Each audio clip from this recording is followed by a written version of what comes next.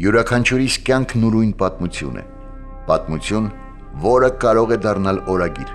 Այսպիսով,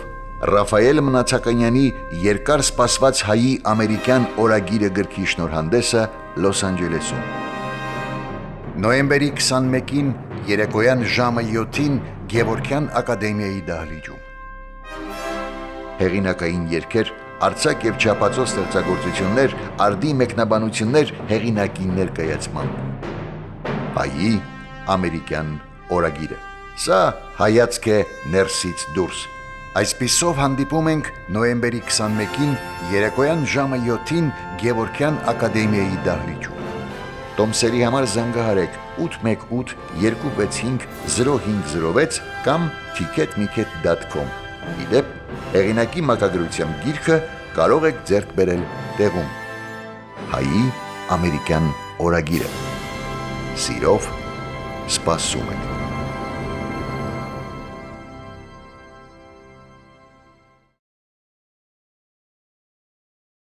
Ամարդ հնարավորություն չունենար գար եւ մասնակցեր լսեր ձեզ Ռաֆայել ջան, Արփինե Ժորայ Փարսադանյանն է ասում։ Շատ հաճելի է, հարգելի Արփինե, շնորհակալ եմ ջերմ խոսքերի համար։ Հուսամ Երևանում եւս քայլեր կձեռնարկվեն այդ ուղղությամբ։ Ես որևէ կերպ դեռ չեմ ուզում ասեմ, չեմ համարձակվում, բայց տենց մի բան Երևանում չեմ անում։ Բոլոր ընկերներս, ծանոթներս ասում են Ռաֆայել, Եվրոպա անում եք, Կանադա,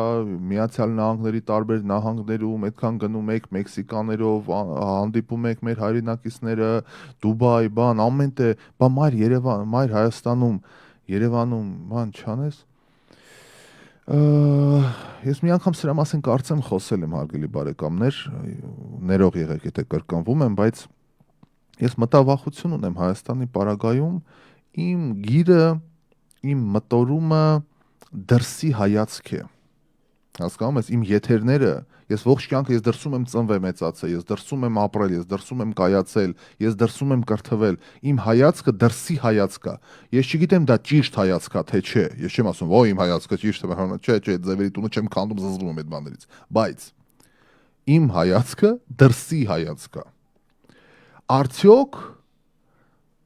ներսի մարդը կնկալի այն ինչ որ ես եմ, որովհետև սովորաբար որքանով որ ես շփվում եմ, մեծ մասը գնացել եք ձեր ամերիկաները եկել եք մեզ բանեք, այս վիճակն է։ Չնայած, էլի հակասում եմ, հիմա հակասեմ։ Մի ժամ ու կես առաջ Ազատության հրապարակով եմ անցնում, մեր հրաշալի ուրեմն Օհան Դուրյանի արձանն է ուսումնասիրում, ամոթ այսքան ժամանակ մոտիկից չէի ուսումնասիրել, գանձի հետ էինք, նայում ենք Օհան Դուրյանի այդ արձանը, ոչ միանշանակ արձանը, ասես հետարքիր ձևով բան, եւ կարծեմ շատ քչերը գիտեն, որ Սպենդիարյանը օպերայի բակում է հուղարկավորված, ու գիտեք որ է գերեզմանը այնտեղ է։ Եթե չգիտեք, էդ էլ իմացեք։ Այն խոտերի տակ տապանակարգ է, որտեղ է թաղված մայեստրոն, այդ էինք խոսում եւ այլն, եւ հանկարծ մի մոտ 60 տարեկան հաճելի տիկին վայ ես ձեզ տեսա, վայ ես ձեզ, բարև ձեզ, ջերմ խոսեցինք եւ այլն, պարզվում է մեր ֆիլարմոնիկի կանոնահարուհիներից մեկն է, շատ հաճելի մի կին, զրուցեցինք այս կողմից, այն կողմից եւ այս թեմայի շուրջ ասում եմ Ռաֆայել ջան, տեսա հեղինական երեկո եք անում, դե տեղը հələ չի ասել, բան իրան թվում էր Երևանում, ասում եմ Երևանում է լինել, ասում ոչ Երևանում չի լինի, բա ինչու չեք անում Երևանում։ Դες այսպիսի, ինչպես ասում, ֆիդբэքեր եմ ստանում դրա համար։ Հեսա մի հատ ամսի 21-ը Լոս Անջելեսում անցկացնենք, մեր կարոտները առնենք իմ հարգելի ռադիոլսողների հետ, հեռուստադիտողների հետ ֆիզիկապես նստենք իրար դեմ դիմաց մի հատ այդ էներգիան ես ստանամ, լիցքավորվեմ, խոստանում եմ որոշակի քայլեր կձեռնարկեմ Հայաստանում։ Ինչու եմ ասում լիցքավորվեմ, որովհետև բարեկամներ, ես 15 տարի ձեզ համար ամեն օր հեռուստատեսության եթերում, 8 տարի արդեն ռադիոյի եթերում ամեն օր ես ձեզ շփվում եմ եւ այս մեր քննարկումները, մտորումները, միտեղ համաձայն ենք իրար հետ, միտեղ համաձայն չենք եւ դա հրաշալի է։ Հիշում եք, երեք էինք խոսել, այդ քննարկումների արդյունքում է, որ այս քիմիան է ստեղծվում հետաքրքիր եւ ես միշտ վախում եմ այն մարդկանցից, ովքեր ասում են ես ամեն ինչում ձեզ հետ համաձայն եմ։ Ժորժ ջան, այդքան լավ բան չի։ Մենք դիալոգի մեջ ենք, դիալոգ։ երկխոսության մեջ ենք։ Եթե միշտ համաձայն լինել, այդ ոչ մի լավ տեղ չի տանի։ Պետք է լինի, այստեղ սենց էս, ոչ թե կռվենք իրար հետ, այլ դու սենց ես ասում, ես սենց եմ ասում, հետո գալիս ենք եզրակացության եւ այլն եւ այս գեղեցիկ դիալոգն է կառուցվում դրա համար ես քանի որ շատ խոսեցի մի հատ ուզում եմ Հայաստանի վաստակավոր արտիստ Արտուր Կարապետյանի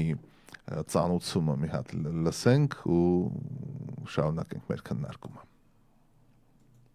Յուրաքանչյուրիս կյանքն ուրույն պատմություն է։ Պատմություն, որը կարող է դառնալ օրագիր։ Այսպիսով Ռաֆայել Մնացականյանի երկար սպասված հայի ամերիկյան օրագիրը գրքի շնորհանդեսը Լոս Անջելեսում։ Նոյեմբերի 21-ին երեկոյան ժամը 7-ին Գևորգյան ակադեմիայի դահլիճում։ Հեղինակային երգեր, արձակ եւ չափածո ստեղծագործություններ, արդի մեկնաբանություններ հեղինակի ներկայացմամբ։ Հայի ամերիկյան օրագիրը։ Սա հայացք է ներսից դուրս։ Այսպիսով հանդիպում ենք նոյեմբերի 21-ին երեկոյան ժամը 7-ին Գևորգյան ակադեմիայի դահլիճում։ Տոմսերի համար զանգահարեք 818 265 0506 կամ ticketmiket.com։ Իդեպ, հեղինակի մակագրությամբ գիրքը կարող եք ձեռք բերել տեղում։ Հայի ամերիկյան օրագիրը։ Սիրով սպասում ենք։ Շնորհակալ եմ վարպետին, պարոն Կարապետյանին շատ ուրույն իր մոտեցմամբ մեկնաբանելու համար եւ այսօր լավ լուրերի շարքն է, ընկերներ, այսօր լավ լուրերի շարքն է։ Էլեքսից գրքերը հանդել եք։ Աստվածիմ։ Չեք հավատա, այն օգոստոսի գրքերը հանել ենք, բարեկամներ, հանել ենք եւ ես հիմա ստուգված որ գրքերը որ վերջնականապես որ հատիկ ես ընթերցում եմ եթերում եւ այդ գրքերը ART-նում են, չնայած մեր ադմինիստրացիան պետք է որ ձեզ զանգահարի օրվա ընթացքում գիշերն է այդ ամեն ինչը տեղի ունեցել 3 ուշ երեկոյան ավելի ճիշտ ու միանգամից մեր հարազատ ART ներուստանգերությունում է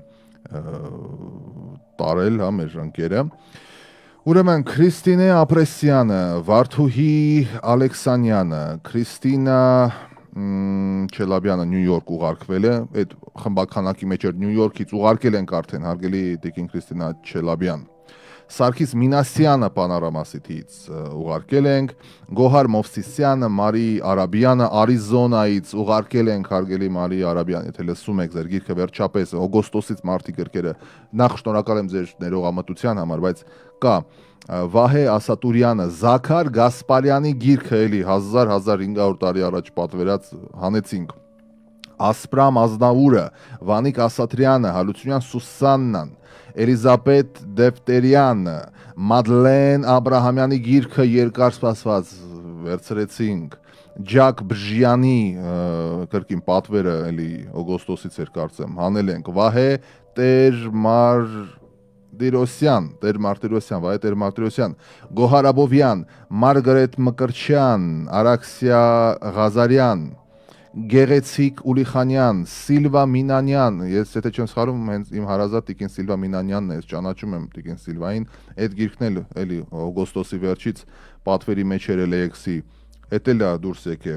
Զարինե Աբրահամյան, Օդետա Բաղդասարյան, Այդա Օվակիմովա, Արևիկ Դանելյան, Լյուբա Դունամալյան, Արաքսիա Լազարյան, Նաիրա Ասլանյան, Մարա Երիցյան, Աննա Բարդիկյան, Խորեն Փոթիկյան, Անահիտ Գալստյան, Հովանես Քեշիշյան, Լուսինե Ծատինյան, Էմմի Թերզյան, Էլիզաբետ Կյուրքչյան եւ Աննա Կիսիլյովա, էլի պոստով ենք ուղարկել, Աննա ջան, եթե չեմ սխալվում, հարազատներ, այս խմբականակը,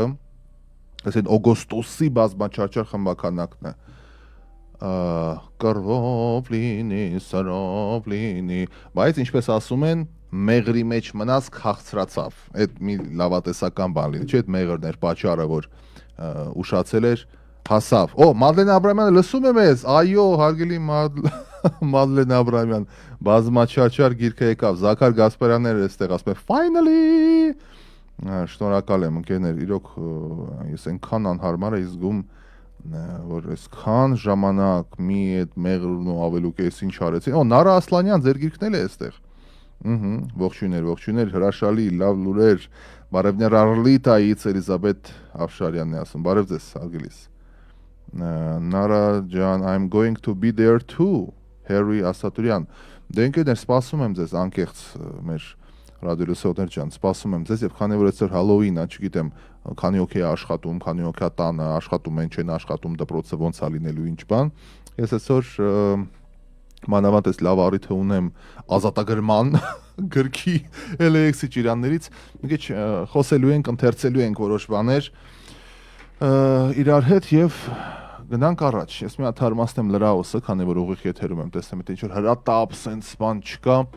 Ես ձեր հետ կզրուցեմ գրքի ու իրականության շուրջ, այս ուրբաթ օրերը մեզ մոտ արդեն տենց բան է դարձել մենախոսության եւ մտորումի ձևաչափ ՄԱԿ-ը կշարունակի աջակցել Հայաստանին սոցիալական համակարգի զարգացման հարցում։ Հայաստանը Լատինական Ամերիկայի ինտեգրման ասոցիացիայի դիտորդ պետություն է դարձել։ Մի րոպե, ես հետարքիր, այսինքն Հայաստանը Լատինական Ամերիկայի ինտեգրման դիտորդ պետություն։ Մենք ու Լատինայի, մենք ամեն տեղ կանգ ես։ Հայաստանի արտաքին գործերի նախարարությունը տեղեկացնում է, որ հանրապետությունը դարձել է Լատինական Ամերիկայի ինտեգրման ասոցիացիայի դիտորդ պետություն։ Այս կարևոր քայլը նոր հնարավորություն է բացում Հայաստանի եւ Լատինական Ամերիկայի երկրների միջև տնտեսական եւ առևտրային համագործակցության խորացման հարցում։ Նախարարությունը լավատես են, որ այս քայլով տարածաշրջանները կարողանան կապվել իրար հետ։ Դե շատ լավ է։ Իդեպ Լատինական Ամերիկա, ժողովուրդ, մենք շատ լուրջ համայնքներ ունենք, չէ՞։ Ուրուգվայում մենք, ընդհանրապես Ուրուգվայը շատ պրոհայկական երկիր է ու փառքոպատիվ մեր համայնքին, որ այնտեղ են գործունեություն են ծավալում բավականին ակտիվ։ Մի խոսքով ուրախ եմ հարգելիներս, այդ լավ է։ Այո, ձեր հայացքը եւ մտածելակերպը ավելի լոյալ ու այլ կերպ է, որը մի քիչ դժվար կընդունվի մեր հասարակության մեծամասնության կողմից, հա։ Զոյան է հարգելի ասում, դե հենց այդ ատիկին Զոյա, ես չգիտեմ, ես չեմ շփվել բաց հարթակներում, միջոցառումներ 1000 հատ վարել եմ, ինչ ասես, Հայաստանում չկա մի բեմ, որտեղ աշխատած չլինեմ, բայց որպես հեղինակ, որպես մտածող, որպես ստեղծագործող մարդ, հա մի քիչ դժվար է այդ ամենը պատկերացնել, բայց դե, ասում եմ, պետք է փորձել, երբեք մի ասա երբեք։ Դե, գամ ձեզ մոտ, ընկերներ, ամսի 21-ին հանդիպենք, մի հատ զրուցենք, մի հատ հասկանանք, հետո վերադառնամ Հայաստան, արդեն կսկսենք Հայաստանի մասին բանանել, կազմակերպել մնացած գործերը։ Հիմա ավանդույթները չխախտելով, հարգելի հայրենակիցներ ջան, Հայ ամերիկյան օրագիրը գիրքը բացում եմ 200, որը ջը բացեմ, 200 նշել եմ, 7-ը, 207 էջ, դեպ գիրքը 300 էջանոց է, և միասին մի փոքր զրուցենք, եթե իդեպ ասելիք ունենաք, զանգեք եթեր բարեկամներ, գրքի հետ կլինի, կարդացած մտքերի հետ լինի, համաձայն եք, համաձայնություն կա, անհամաձայնություն կա, ուզում լսեմ անպայման ձեր հետ մեկնաբանությունը։ Հիմա ահեղ ժողովրդի ու թշվառ հայրենիքի մտորումները ինձ հանգիստ չէին տալիս։ Օվկիանոսի երկու ափերում էլ մենքի վկաների հետ շփվելով ավելի պարզ եմ տեսնում պետականության հեգնանքը, անգամ պատմության։ Ամեն քայլի մենք է, ու այդ մենք վանկարկումներից հետո ուզում եմ պարզապես պարզ հարց տալ։ Ով։ Դու։ Ընկեր ջան, այդ մենքը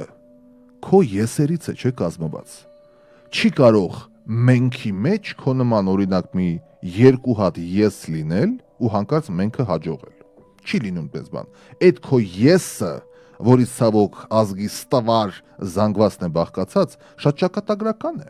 Ճակատագրական բոլոր իմաստներով։ բա թե Թումանյանն ենք տվե, ասում է եսը։ Դու իր հետ ինչ կապ ունես, բարեկամ։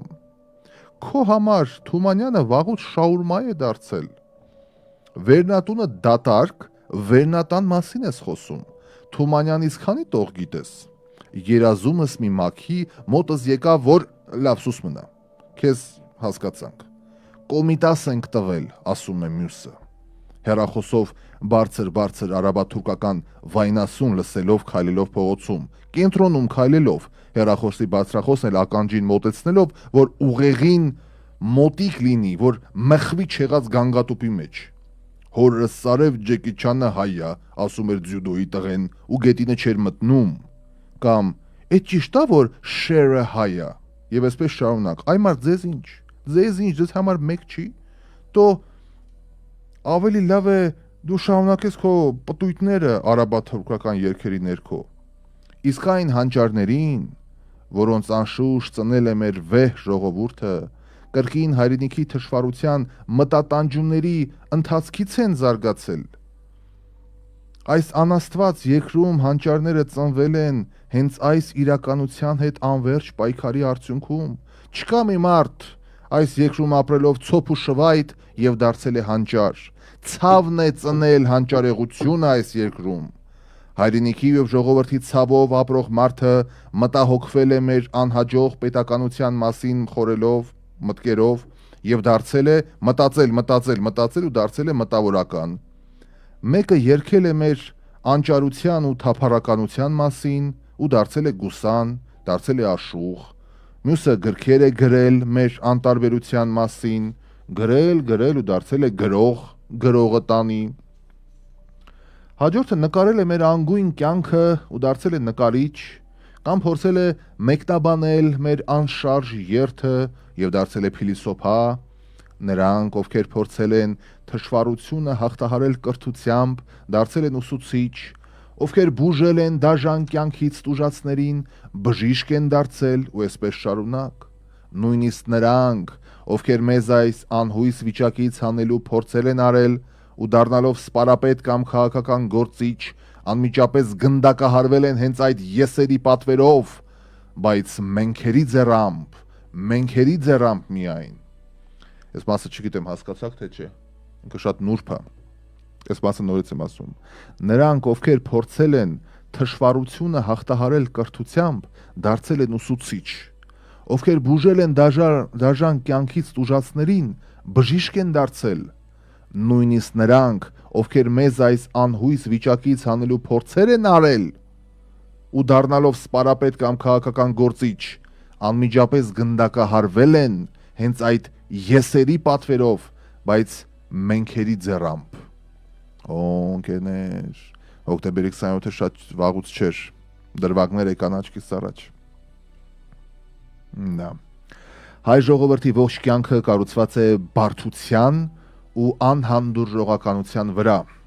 Նրանք, ովքեր պայքարել են, կորցրել են ամեն ինչ,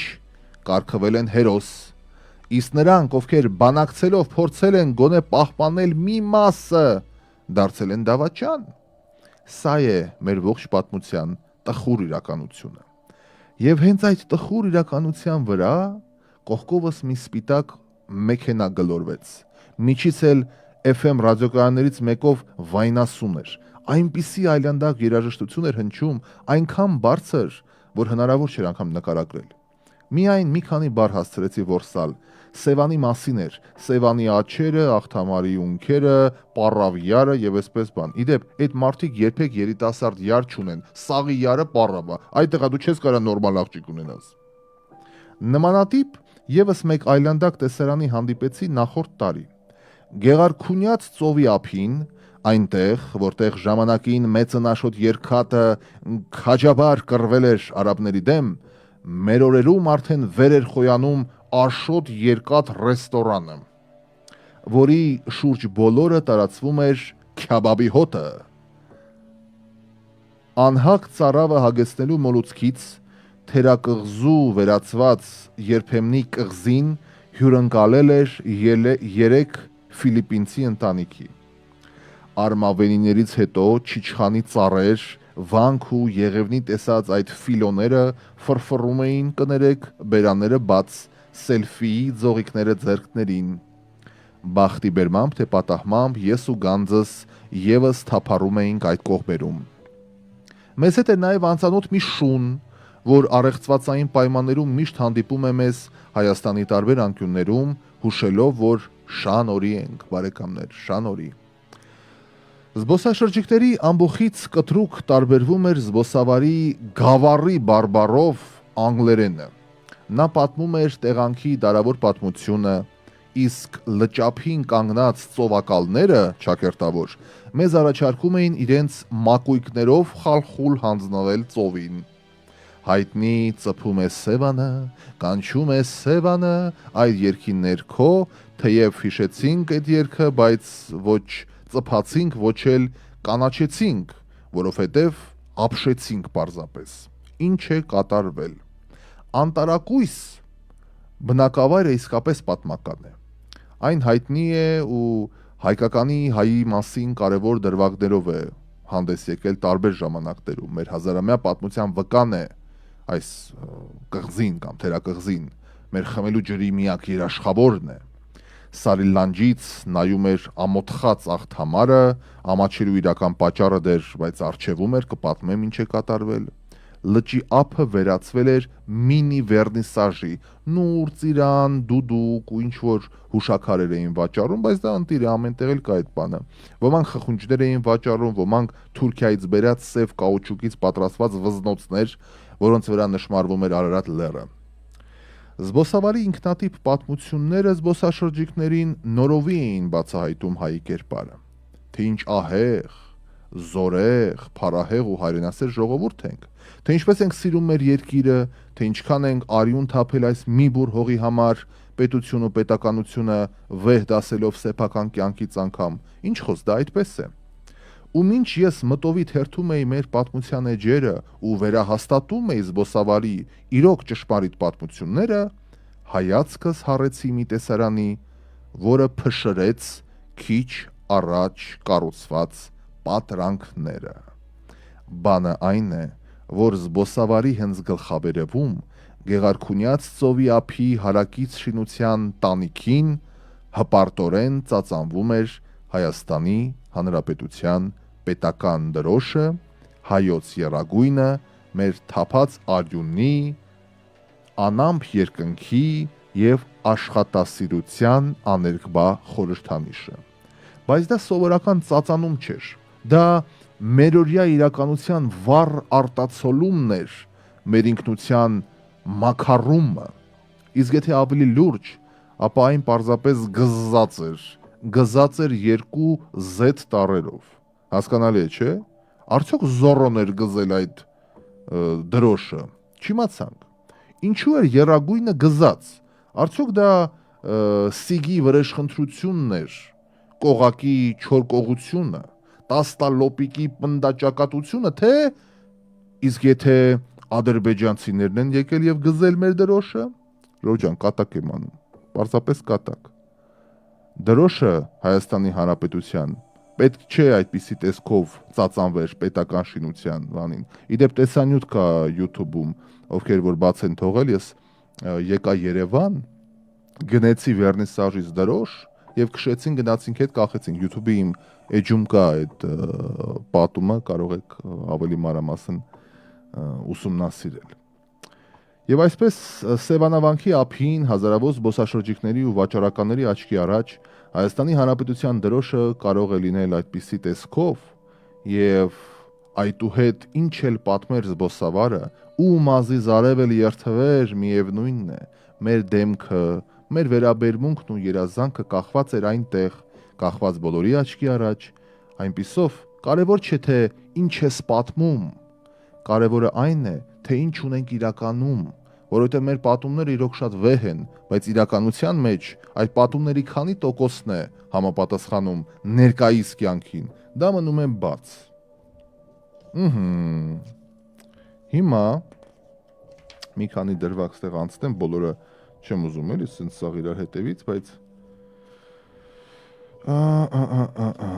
մի քիչ կամ առաջ հարգելի բարեկամներ, մի րոպե։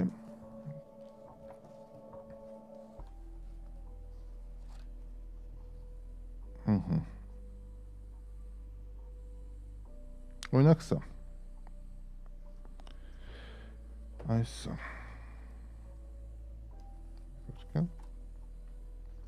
Օրինակ, բարեկամներ,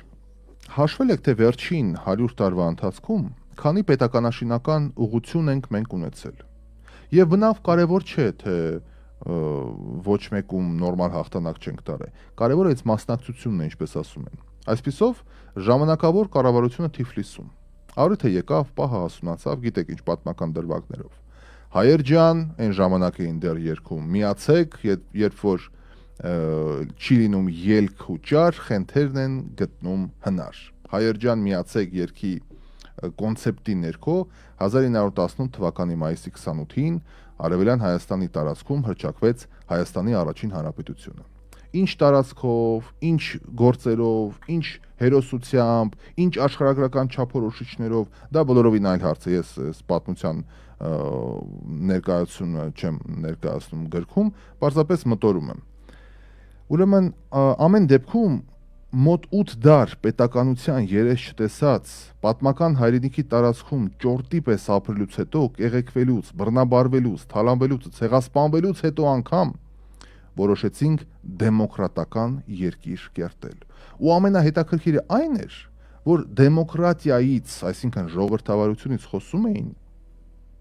կազմակերպության անդամները, այն կազմակերպության, ովքեր զենքի վրա էին երթվում ու իրենց հետ չհամաձայնվողներին կրակոցով դրախկացնում էին։ Բայց ժողովրդավարությունից էին խոսում։ Թե քանի հոգու գլուխ կերան, հստակ թիվ չկա, բայց ամենավատը այն է, որ դրախկացնելուց գոնե ազնիվ ու արդար մարդկանց չդրախկացնեին, այլ օրինակ ազգի դավաճաններին ու թշնամիներին։ Ոչ, երբեք այդ զենքը չօգտագործեցին իրենց ազգի տականքների դեմ, այլ հակառակը։ Ազգի տականքների հետ մի քանի անգամ կոալիցիա կազմելով մինչև մեր օրերը ժպիտները դեմքներին ձիգ ու զգաստ կերպարանքով ստորագրեցին մի շարք հուշագրեր։ Աստծուց խտնեն։ 1920 թվականին պետականաշինական հերթական քայլն է արվում, բոլորովին այլ, մարդկության անհայտ, չլսված ու չտեսնված մի քայլ, ըստ էության չարիք, որ հետո նոր պիտի հասկանայինք։ Ազգովի հանձնվեցին բոլշևիկներին ու սկսեցին կառուցել սոցիալիզմ։ Հոյդային ասեցին հայդե, երկիրը ծախեցին բոլշևիկներին ու ինչպես հայտնի դասական ֆիլմներ ասում, փախանք Փարիզ։ Գիտեք դրանք ինչու փախան Ֆրանսիա, որովհետև այնտեղ սուրճը նուրբ ու էսթետիկ են ըմպում, իսկ մեզ մոտ մինչև հիմա ֆրթսնում են, կներեք։ Դեմոկրատիան սերտեցինք, մարդկային արժանապատվությունն ու բարեկեցությունը ապահովագրեցինք, հիմա էլ սոցիալիզմ են կառուցում, լսրանց խեր գնային։ Շատ լավ, այսինքն ջանասիրաբար այնպես տրվեցինք այդ կարմիր եղբայրությանը, որ ռուսները քեմալա բոլշևիկյան մերձեցում կազմակերպեցին ու իրենց օրգազմից արփած թուրքերին հանձնեցին Կարսի ողջ մարզը, Արարատ լեռը, Սուրմալուի գավառը ու էլի շատ ու շատ հատվածներ, շրջաններ, իսկ Արցախն ու Նախիջևանը տվեցին կովկասյան թաթարներին, այն թաթարներին, ովքեր դեռ 2-3 տարի ունեին, որ կոչվեին ադրբեջանցի։ Այդ տղա Գրնո, դու չգիտես ոնց են ադրբեջանցիները առաջացել։ Հն, այդ տղա քո հետ եմ խոսում, ստեղ արի։ Գրնո, դու գիտես թե ինչպես են առաջացել ադրբեջանցիները։ Դե երևի են որ ավտոբուսի մեջ ասում էր վարորդը ժամանակին առաջացեք, այդ հենց առաջացել են։ Այ ապրես։ Տես, որ ուզում ես կարողանում ես սրա մտել, բայց հիմա նստի ու լսի ինձ։ Լավ, վերադառնանք մեր պետականաշինությանը։ Սոցիալիզմ ասելով մնացին կանգնած, իսկ կոմունիզմը մնաց, ոնց ասեմ, փորներումս։ Այն որ ասում են Մուրազը փորներդ մնա, այդ հենց մնաց մեր փորները։ Եվ ահա 1991 թվականի սեպտեմբերի 21-ից սկսած ասեցինք բավ է, հոգնեցինք, եկեք մի քիչ էլ դեմոկրատիա խաղանք։ Ու այդ մտավորականներից մեկը չասաց, այ ընկեր, դու դեմոկրատիան ու դու կյանքումդ դեմոկրատիա տեսել ես, այ սոցիալիզմի վաստակ։ Չէ, չասեցին։ Ընդհանրապես որ շատ խորանանք մեր երկիրը հենց մտավորականներն էլ քանդել են, բայց դա էլ է ուրիշ թեմա։ Իրենց անհեռատեսությամբ, իրենց պաթոսով, այ բալա, ձեզ մի քիչ խնայեք էլի, ավելի ճիշտ մեզ, այդքան պաթոս մի հրամցրեք։ Այդ մտավորականներից ոմանք ցելակցեցին ու որոշեցին, որ Լևոնը փակում է։ Մնացածն էլ պահկվում են։ Լևոնն էլ, ով ի սկզբանե դեմ էր դաշնակցականներին, ասեց. «Կարմիր գույն ունեցողը թող դուրս գա, թող դուրս գա»։ Ու սաղ դուրս եկան։ Կեսը Ամերիկա, կեսը Ֆրանսիա, մնացածն էլ ով ուր կարած գնաց։ Ու սկսվեց այսպես կոչված հաղթական ժամանակաշրջանը գրողը ձեզ տանի։ Իդեպ այդ հարցի շուրջ մենք մեր կյանքի ընթացքում դժվար թե ընդհանուր հայտարարի գանք, բայց 1990-ականները վերջապես հաղթական տարիներ էին, թե մութ ու ցուրտի։ Ու մինչ մենք կփորձենք հասկանալ, մինելահն աղվեսն եկավ։ Էս ծառնիմն է, լիուբոլ կյանքը թողեցինք մի կողմ և սկսվեց։ Ինչ ասես տեսանք։ Հոկտեմբերի 27-ին էլ իշխանափոխությունը համբարեցին ոմանք ու արդեն 4-րդ անգամ որոշեցինք, որ լրիվ ուրիշ ձևով պետք է ապրենք։ Առաջինը հրաժարական տվեց, եկավ երկրորդը, որը այդպես էլ չհամակերպվեց իր երկրորդության հետ, իսկ երբ մարդը երկրորդության դեմ ներքին պայքարի մեջ է, սկսում է չարանալ։ Քաղաքական այս մարաթոնի ջահակիրները, ում ձեռքին վարվում էր ռուսական գազը, մարաթոնի վճռորոշ այդ շրջափուլում ընտրեց իր ազգական գահաժառանգին, և միայն 10 զոհից հետո պարզ դարձավ, որ վերջինս ոչ թե ակտիվ սպորտսմեն էր, այլ խորամանկ շախմատիստ։ Շախ! Ես կփոխեմ սահմանադրությունը։ Ես երդվում եմ, որ չեմ հարի ոչ նախագահի, ոչ էլ վարչապետի պաշտոնին, ու քաղաքական այս պարտիան խաբեբայությամբ պարտվեցին կազգովի։ Քայլ արա, ասում էր շախմատիստը, մատ թագավորը մերկ է։ Եթե քեզ կարգում են թագավոր, սակայն թագը գլխիդ մեծ է լինում, ապա այն սկզբում ընկնում է աչքերիդ և դու ոչինչ չես տեսնում։ Հետո այն կիչնի ականջներիդ ու դու ոչինչ չես լսի, իսկ հետո այն սահելով կիչնի շուրթերիդ ու դու էլ ոչինչ չես կարողանա ասել։ Եվ ի վերջո այն կիչնի կհասնի կոկորդիդ ու կդառնա պարանոցիդ կապանքը, որից բռնացել հենց քո սեփական ստրուկները, քեզ գահ բերած ժողովուրդը կտանի քեզ մահապատժի, և դու ամեն ինչ կտեսնես, ամեն ինչ կլսես, ամեն ինչ կկարողանաս ասել, բայց քեզ այլևս ոչ ոք չի լսի, ու դու էլ ոչինչ չունես ասելու։ Մի հատված։ Մոտորումները բախվեցին Նիկոլո Մաքիավելիի հետ, հիմա գովազդ ընկերներ, և եթե հետաքրքիր է, մի հատված էլ կկարդամ։ Յոգա ուղեղի համար։ Լոս Անջելեսի հայկական ամենալսելի թոք շոու։ Լսել, մտածել, գիտակցել ու հասկանալ։ Յոգա ուղեղի համար։ Ռաֆայել Մնացականյանի հեղինակային ծրագիրը ամենուր հատ առավոտյան 8:08-ին։ Յոգա ուղեղի համար։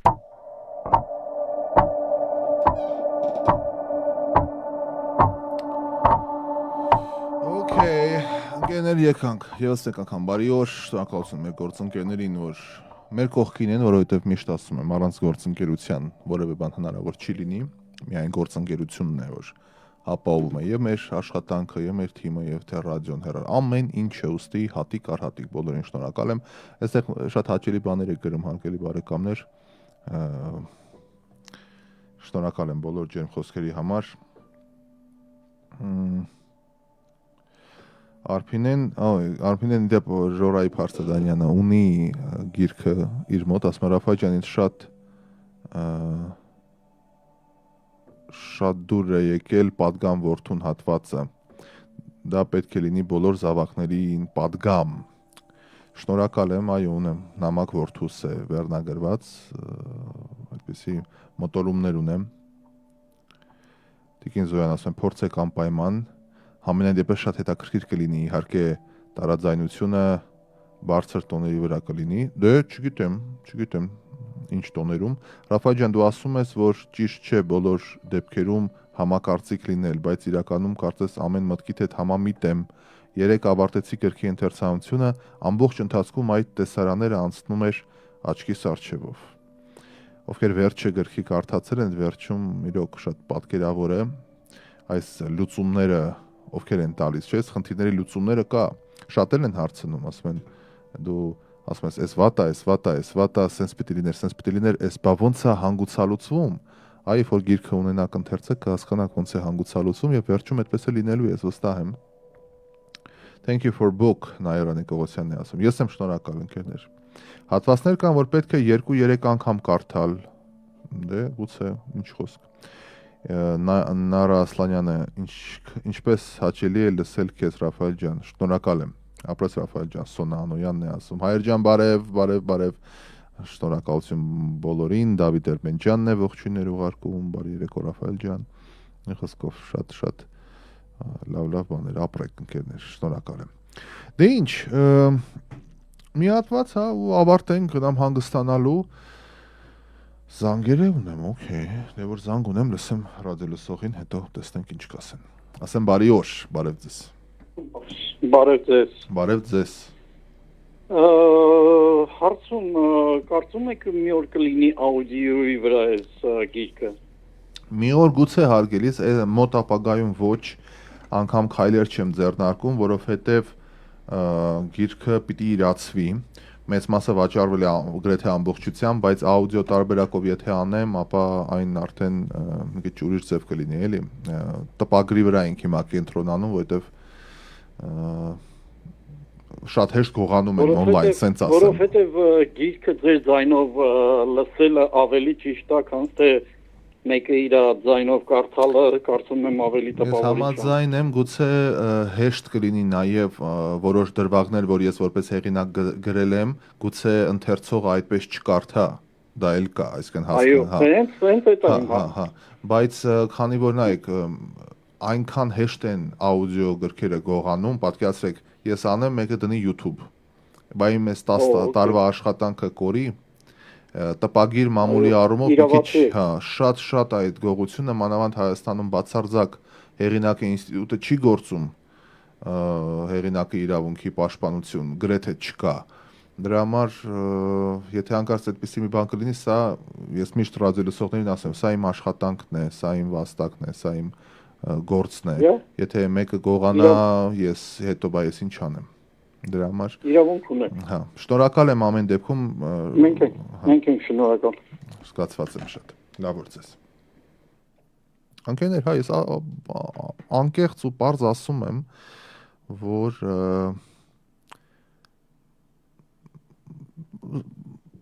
մեկին մեկ ուղղակի գողանան տանը, մեկին մեկ։ Դու հա, պլատֆորմներ կան, աուդիոբուք, բան այնտեղ որ մի հատ մեկը առնում է իր պրոֆիլով, դնում է հատուկ ծրագրի մեջ ամբողջ աուդիոն ծերից ծեր ձայնագրում է, դնում է YouTube, դե գնա քեզ պատրի, դե գնա, սա իմ հեղինակային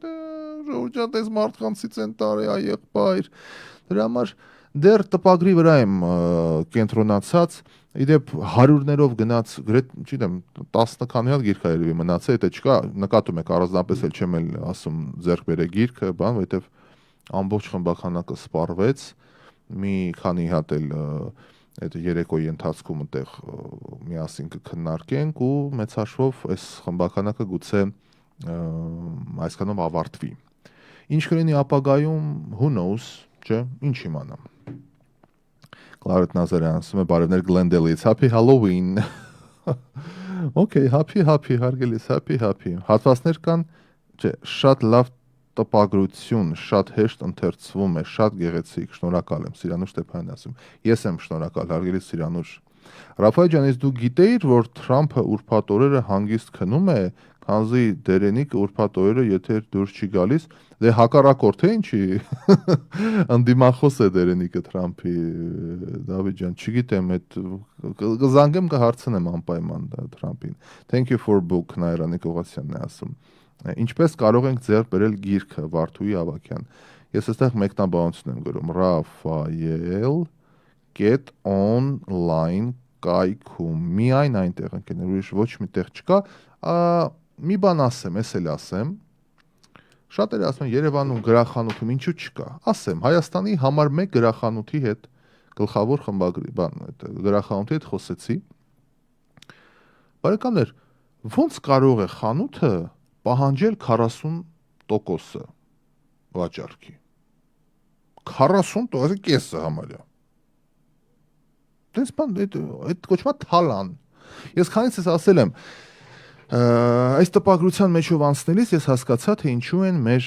գրողները որպես կանոն դարերով եղել դժբախտ եւ աղքատ։ Որովհետեւ նախ հայոց լեզուն ինքը քիչ խոսակցական լեզու է, քիչ մարդ է խոսում հայերենով։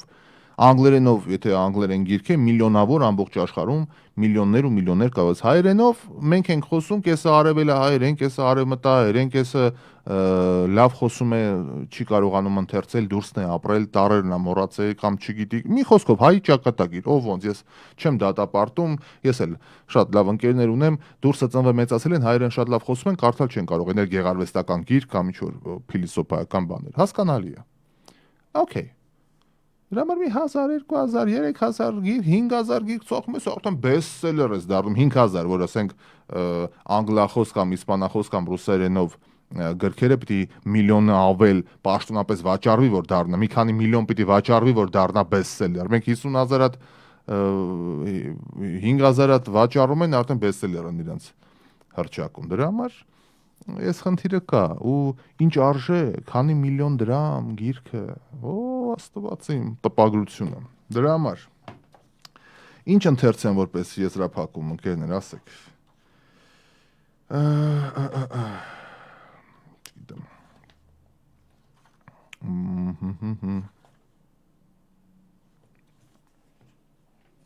Եք սա ասեմ ու գնամ հանգստանալու, որտեղ այսօր բավական հագեցած օր եմ ունեցել։ Այսպես 4 է պակաս։ Անկախության կորստից 4 է պակաս։ Հավատի կորստից 4 է պակաս։ Սա գրել եմ 21 թվին։ Խելքից էլ հաստատ պակաս է 4-ով։ Պակասել է։ Պակասել է Կարսից, Անիից, պակասել է Վանից ու Կիլիկիայից, Արցախից էլ է պակասել։ Պակասել է Սյունիքից, պակասել է մեր խղճից, մեր մտքից, մեր հոգուց։ Պակասել է դեռ այն գլխից, երբ ազատության բույրից արփած բաժանեցինք ինքներս մեզ, բաժանեցինք համայնքների մեզ, համայնքները ճամբարների, ճամբարները հոսքերի, հոսքերը գաղութների, եկեղեցին թեմերի բաժանեցինք, լեզուները ճյուղի բաժանեցինք, գրությունը ուղղագրության բաժանեցինք, արևելահայերեն, արևմտահայերեն, միջին հայերեն, գրաբար։ Հայրենիքը բաժանեցինք աշխարհամասերի, համայնքները կլանների, կլաններն էլ բաժանեցինք ու դարձանք իրարից 4 պակաս։ Ստացանք կուսակցության մանդատներն ու խաչագողի հոգեբանությամբ նստեցինք գնդակահարություններից ազատված պատգամավորական բազմոցներին, որոնք դեռ տաք էին, գալարեցինք փաթաթած փշալարերը սարերից ի վար, խաչքարերով պատասպարվեցինք ազնվությունից, պարկեշտությունից ու դարձանք իրարից պակաս 4-ով։ Մեր պապերը կռվում էին Նինվեի մատույցներում, իսկ մենք նիվեներով, արաբա-թուրքական կլկլոցներով պտտվում ենք հնամենի քաղաքում։ Մեր տատերը ժայռերից իրանց ցած էին գցում թուրքերին կնության չգնալու համար, իսկ մենք Մեղրամսի ենք գնում Անտալիա։ Չէ, պակաս է։ Պակաս է 4-ով, խելա պակաս։ Իսկ էլ ում ենք մենք պետք ընդհանրապես, որ իրարից էլ հանկարծ պակասել ենք, մեր նվնվոցներով, մեր լացուկոցով, ում ենք պետք, եթե ոչ իրար, մեր խնդիրները ուրիշի պարանոցին փաթաթելով, չդատապարտեցին, չփրկեցին, չսաստեցին, չհասան, չօգնեցին, չտվեցին, դե լավ մինչև երբ։ Այսքան ժամանակ այդ ում են փրկել, որ մենք էլ մնացել ենք, թե բա արևմուտքը ում կպել է, բոլորը լավ են, պիտի անպայման մի բան գա կպնի, չեք կարողանում ինքնուրույն։ Ինչու է ձեզ թվում, որ մենք Սինգապուրն ենք, Դուբայն ենք, Հարավային Կորեան, իսկ գուցե մենք Սիրիան ենք, Լիբիան ենք, Իրաքն ենք, հիմա այս մեր օրերում արդեն գուցե մենք Գազան ենք, ով գիտի։